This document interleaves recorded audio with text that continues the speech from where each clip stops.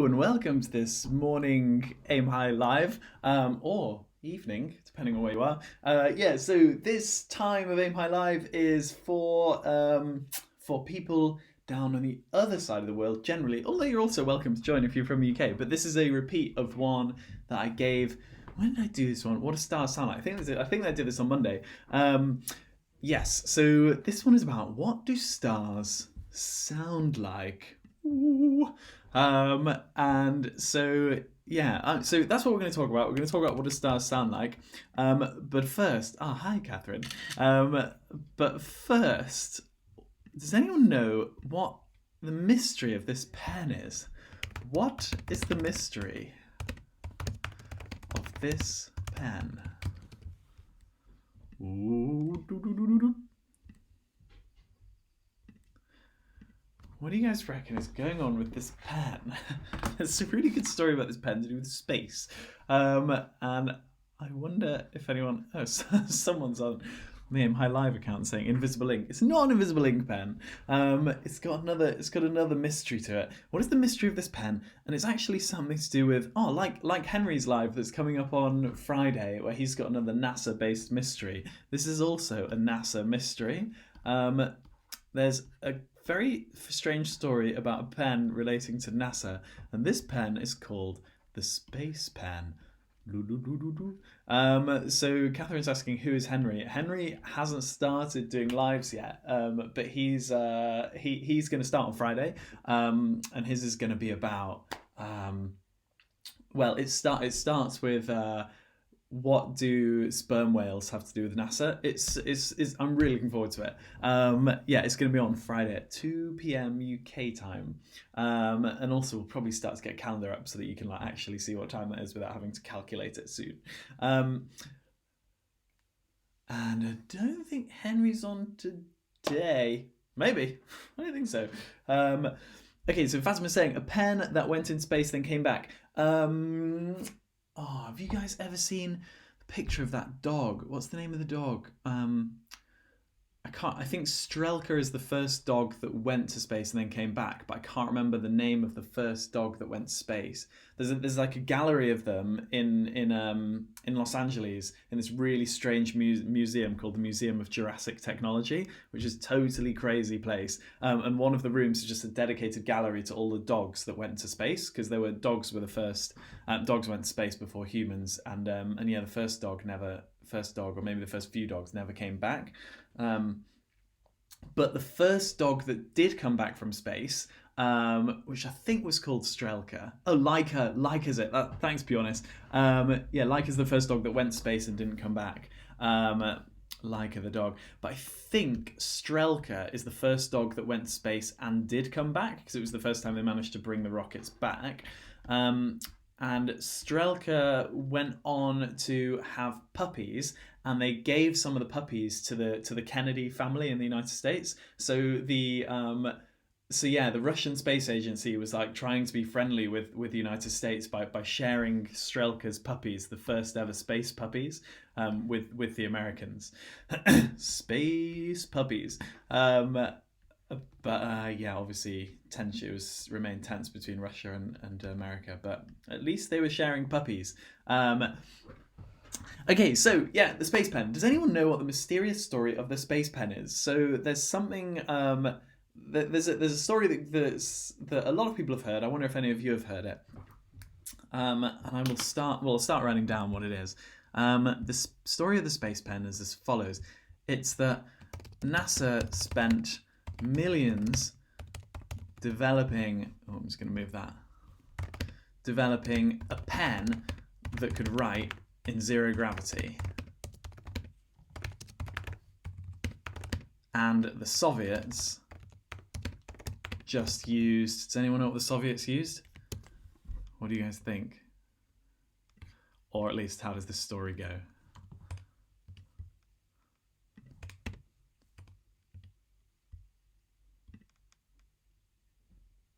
And Bailey, no worries. I will continue to do videos at this time as well. And thanks for letting me know that this is a good time, because we've been actually trying to figure out when the best time for people is. So if this is a good time, then that is awesome. And okay, so Jules is saying that the Russians or the Soviets used a pencil. Right. So this is how the story goes, and a lot of you, and this is a really common story that is passed around. That NASA spent millions developing a pen that could write in zero gravity, and the Soviets just used a pencil, because without gravity you couldn't get that even flow from a pen. Anyway, this story is actually not true. It's just one of those myths that goes around. In fact, what really happened is that an entirely separate private company developed the space pen, this pen that could write in zero gravity and different pressure conditions and so on, and wouldn't dry out. And a similar design is still used today. And then they sold it to both NASA and the Soviets, and both of them used space pens. And so the question is, why did neither of them use a pencil? Because, these people aren't idiots. Why is it that they didn't want to use pencils in spacecraft? That's the big question. Why not use pencils in space? What do you guys think? What would be a good reason to avoid using pencils in space? Oh, Georgia, I'm glad to hear that you think it's a great time as well. Oh, there's actually a really nice group of people on this one.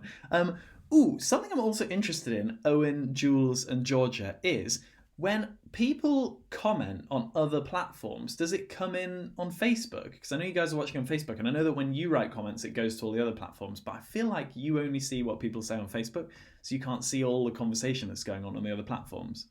But I don't know, it'd be good to know if, I've been trying to work out whether Facebook actually gets all the other comments or whether it just looks like it's a few people. Anyway, so yes, pencils contain their lead, although the lead is not actually lead, it's just something we call lead, but lead is a metal, and it's not lead that's inside the pencils, is actually what material is in the center of pencils. Okay, Georgia, yeah, you just get the Facebook ones. That's strange. Hi Natasha. Yeah, we can't see other comments. Oh right, yeah, because there's like lots of other comments going on. If you watch on the Aim High site, then you'll get all the other comments. But then you have to have a Twitch account so you can comment. So whatever's if you want to see what everyone else is saying, you have to go over to here, I suppose. But also Facebook's easier, isn't it, for some people? Okay, yes, Owen's come straight in with the right answer. So So the center of a pencil is normally made from carbon, which is graphite. Now, the thing that I find baffling about graphite, and I've always found really confusing, is that it's such a good lubricant. You think of it as a solid, and like how could a solid be a good lubricant? But actually, like a slippy slide made entirely of graphite would actually probably be really slippy. And sometimes if you have like a really big machine and you wanna lube it up, then sometimes they'll literally just pour in like a load of pencil leads, like bits of graphite that'll just get ground up by the machine and then make it run really smoothly. Obviously because of the layers. But yes, so they don't want to use graphite in space because the bits of carbon from the pencil, the bits of graphite will flake off and it will conduct electricity. Bailey's saying it's much easier to watch on Aim High. Yeah, well, on Aim High you get more of the interactivity, and also there are more things we can build into there, so we'll build in more stuff later. I think it's great that people are watching on here because it means that we can add loads of features. Anyway, some people like being on Facebook, but if you want to try the change, then do try flipping over here to here because you get a better experience, I think. Right, cracking on.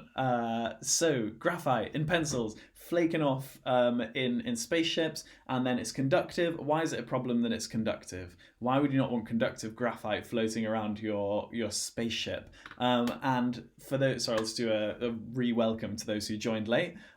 For anyone who who's joined late, thanks so much for coming. This is an Aim High Live, so you can ask questions whenever you want.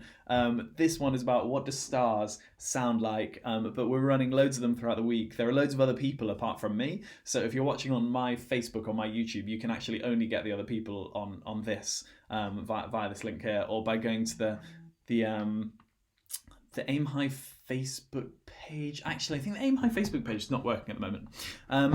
But yes, so if you want to join on a social platform, then Aim High Live is the Instagram. But yes, do ask questions whenever you want. We are going to talk today about what do stars sound like. I'm going to show you. I'm going to show you literally what they sound like, kind of literally, and I'm going to play that through the microphone. And I'm also going to show you some cool animations and stuff. And I'm also going to talk to you about some other cool things. Yeah, the reason why you don't want to use pencils in space is because the carbon powder, the graphite powder, will float around the zero gravity spaceship that you're on and get inside all the electrical mechanisms, and so it's very, very dangerous. And so that's why nobody wants to use pencils in space. Much as pencils are so great, pencils are so great.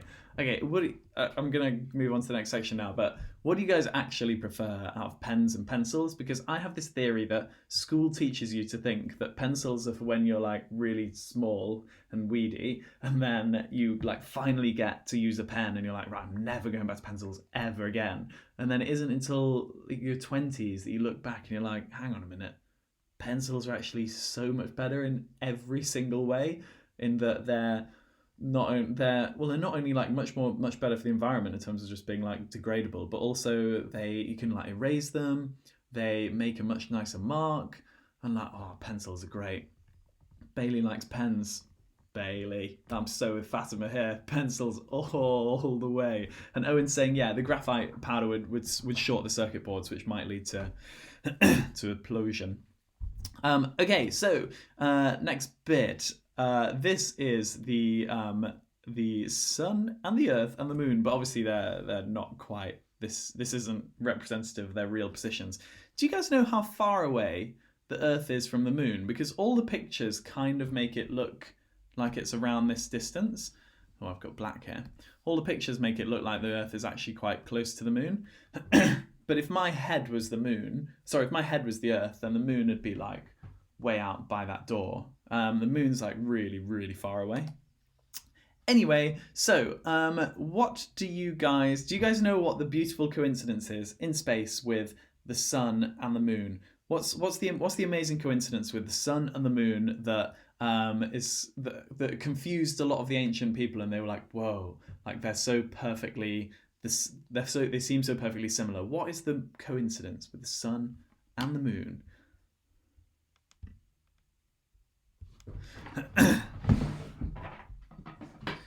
And for those who are joining late, welcome to Aim High Live. I am just gonna plug in this, otherwise it's gonna run out of battery. Nobody wants that. I've not charged it up before. Yeah, so ask questions whenever you want, and I will try to answer whatever they are. Or you can answer my questions, and my question at the moment is, what is the beautiful coincidence between the size of the moon and the sun? Does anyone know?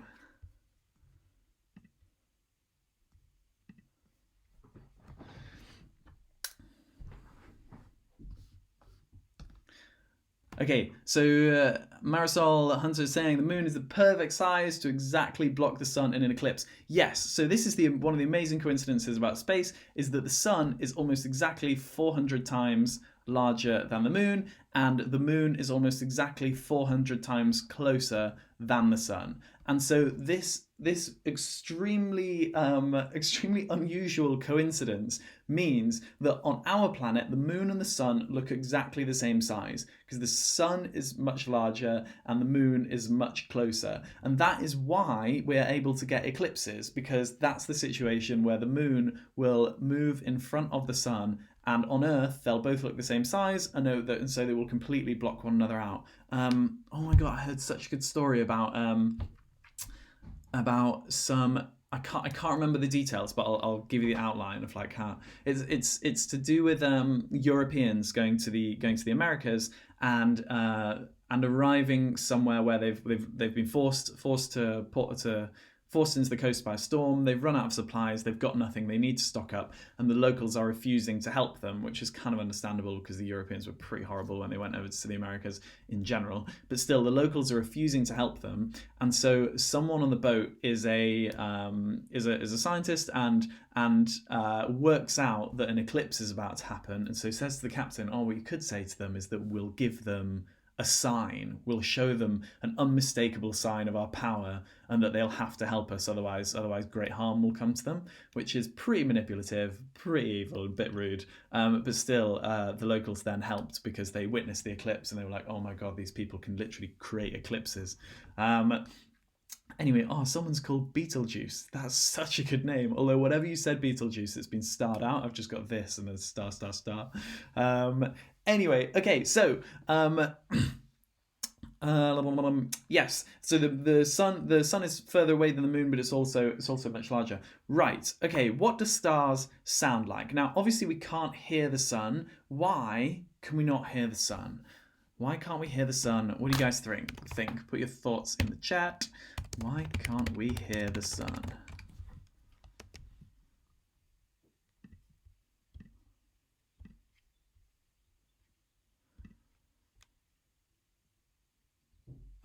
And Tashdor is saying that sound doesn't travel in space. Yep, why does sound not travel in space? And Bailey's saying it needs an atmosphere to sound travel. And Infallible is saying that because sound can't travel through a vacuum. Yeah, great. Okay, and Peter's saying there's no sound in space. Yes, so sound, in order to travel, a lot of you may already know this, but it needs something to move through, because what you need is in the atmosphere you've got a load of particles, and as the particles at the back are like vibrated by noise, well, the noise is the vibration, they will vibrate the next particles and vibrate the next ones and so on. So sound is all about these vibrations traveling through particles, and in space you got no particles, or very few, and so the sound can't travel through space, which is pretty good because, by the way, quick vote, what does sound travel faster in? A liquid or a solid? A liquid or the atmosphere. So like if you were to blast a load of sound both into the ocean and into the air, then from the UK, then which would arrive in America first? The sound through the ocean or the sound through the air? What do you think? And where was I going with this? Oh, yes. And yeah, Tashdor's saying liquid. Yeah, it would go faster through the liquid because the particles are close together, so they can bash into one another much faster. Whereas in a gas, it takes longer for the particles to bash into one another, and so the vibration is slower. It's like the vibration is going through more of a muffly custody situation. Anyway, so although that's different things, that's losing energy. Ignore that. Right, so space. Space has got no particles in it. However, if we decided, just for a special occasion, to fill space with air about as thick as our atmosphere, so we're just going to suddenly fill all of the space between the sun and Earth with air, then how long would it take for us to be able to hear the sun? How long would it take? Now, the things that you need to know are that this is just a really quick bit of maths, and if you don't want to do the maths, just ignore this bit, but if you do, then go for it. So light travels at 300 million meters every single second. So a beam of light will go 300 million meters every single second, or 300,000 kilometers. And sound through air goes around 300 meters per second. So the light is about 1 million times faster, right? So light is about 1 million times faster than sound. Now, if light takes 8 minutes to get here from the sun, so light takes 8 minutes to make this journey, then how long does it take for sound to make the same journey? What do you guys think? And try to convert it to something, just give me what you think. How long does it take for light to get here? Infallibel's come straight in with a perfectly converted answer. Yes, it'll take 8 million minutes, which is equivalent to about 15 years. So if you were like trying to set up for a party where you wanted to be able to hear the sun, and so your strategy for that was to fill all of the space were there, then you'd have to plan about 15 years in advance for the sound of the sun to make it across to you. Now, when the sound of the sun arrived, it would be pretty horrific. It would be like the sound of a chainsaw blasting as hard as it can right next to your ear, day and night. And the sound would be relentless and it would be horrendous. Right. So let's start talking about. I want to now show you a recording of what stars sound like. Now, how do we get this recording? This is quite strange. Okay, I'm gonna draw you a picture. Let's move away from that tree. Oh, I do love trees. Okay, so it was explained to me by when I was at school about this thing that you could use where if there are a couple of people having a chat inside a room, and then chatting about something secret that you want to know, and then if there's like a window here that separates them from the outside world, so they're like, inside the room here. Now you can be stood a very long distance away over here, and if you shine a laser beam onto the window and then record the information from the reflected laser beam coming back to you, then you can use that reflected laser beam to see how the window is vibrating, to pick up the tiny little vibrations in the window, and then you can turn the vibrations into the window back into sound, and you can theoretically hear what the people inside were talking about. Now, we can't shine a laser beam on distant stars or even the sun and expect it to bounce back. But we can just look at these stars, and because of the light that they're giving off already, we can get an idea of how they are vibrating. Now, stars kind of like, they have like a kind of wobble to them. It's like if you imagine a big ball of liquid that's just floating in space, and you just flicked it, then it would go whoop, whoop, whoop, whoop. And you can imagine it like morphing around as it like tries to retain a wobble. And the it's quite a bizarre thing. And something that we found out is that old stars will have like a more consistent wobble, and they'll just keep wobbling in the same way because they've really like found their vibe. Whereas young stars will continue to wobble in quite weird ways, and every now and then they'll have quite violent outbursts of wobbling very differently to how they were the other time. So young stars have violent outbursts. I've just got some. These are some young stars here. You can recognize young stars in space because they're usually a bit bluer, and that's to do with the materials that they're made of. This isn't the same as blue shift and red shift like we were doing before. It's just literally different chemical, different materials present in younger stars. So these younger stars are much more likely to have quite violent wobbles, and yeah, it's those vibrations inside the star that give it its sound. And Tashdor's asking, are those wobbles the same thing as solar storms? So great question. So the wobbles are related to solar storms in that the wobbles are more likely to cause turbulence at the edges of the star that will result in material being thrown off, that might result in many charged particles being thrown towards planets, which might result in which here results in the northern lights and the southern lights and so on, which obviously happen more during solar storms. In fact, before I give you the sound of the star, I'm going to show you a quick animation of some vibrations inside a star. So here we go. This is just what it looks like. If a wobble is created here, then it will just pass through the star, and you'll notice that because it's much denser in the middle of the star, the vibrations kind of try to pass beside it, and they bend. I'll show you what it looks like. So yeah, this is just each vibration just starting and showing where each vibration goes. And so vibrations tend to curve around, and you can imagine loads of these going on, vibrating through the star in these like spirograph type patterns. And together they give the star a kind of like overall wobble. Now, we obviously can't hear this, as I said, but what we can do is we can look at how the star is wobbling, and we can we can then work out how it would sound if we could hear it. Now these wobbles are obviously very, very low pitched and slow and wobbly, and especially older stars, the pitch gets lower and lower. So older stars have an even deeper pitch, and older stars deeper pitch. Whereas younger stars, as I said, have these more like these outbursts. Now I'm gonna so yeah, they're kind of too low for the human ear to hear. So what we can do is we can take the sound of the stars and then pitch it up, like make it higher pitched so that we can hear it. So I'm gonna now play you what this sounds like. And yeah, we're yet to set up the text that I can like play it directly into the stream. So I'm just gonna play it on my speakers and then plunge it straight back into the microphone. We'll see what it sounds like. Right, here we go.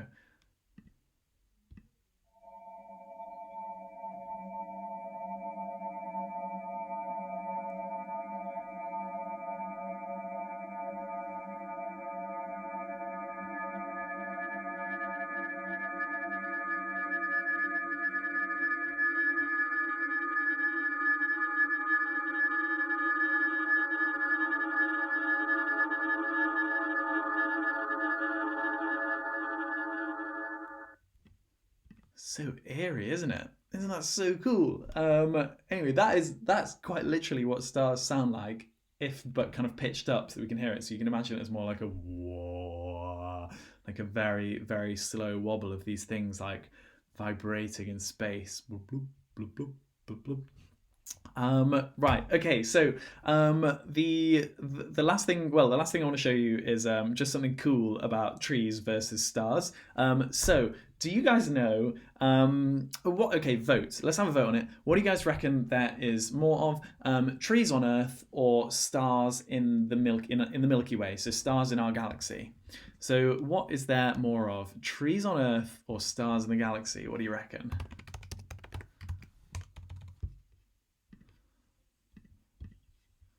Versus stars in the galaxy. So Peter thinks stars in the galaxy. Infallibellus thinks stars as well. And Catherine's saying, how is that such a pleasant noise if the sun sounds like a chainsaw? Yeah, because that's actually because that star is not able to throw its sound towards Earth. We can control the volume and bring it down to a nice pitch, to a nice volume, and bring it to a nice pitch that is pleasant for us. But unfortunately, if you did allow the sun to spray its sound all over the Earth, it would be crazy loud. So you wouldn't get to appreciate how beautiful it was, because it would just be deafeningly loud, and everyone would go. And we probably just wouldn't have even evolved ears in the same way. Okay, so yeah, loads of votes coming in for stars. So there are about 100 to 400 billion stars in the galaxy. About 100 to 400 billion stars. How many trees do you guys reckon there are on Earth?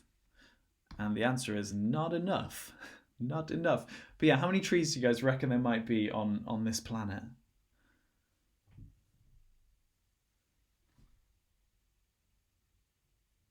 I'll give you a moment to figure it out.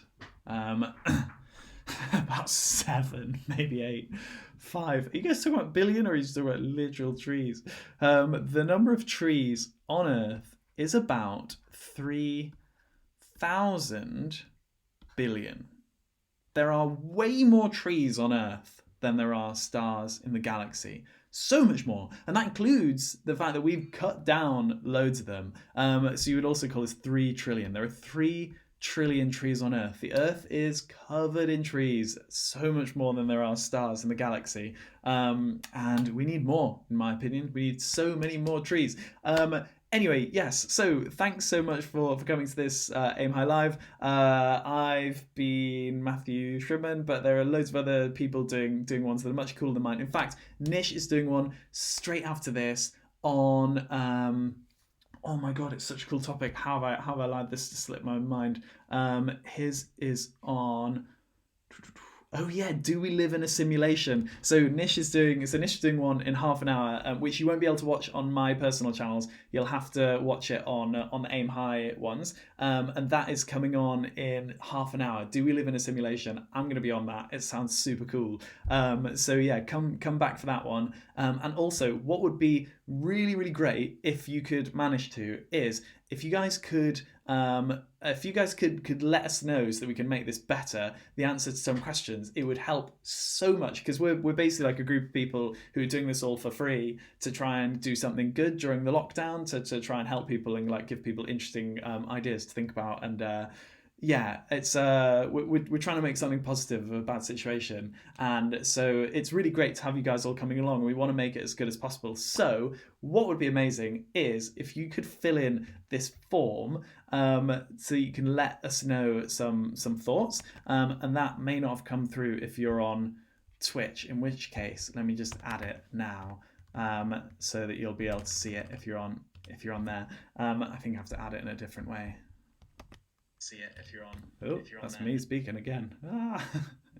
Anyway, yeah, thanks so much for coming, everyone. I will be back tomorrow at.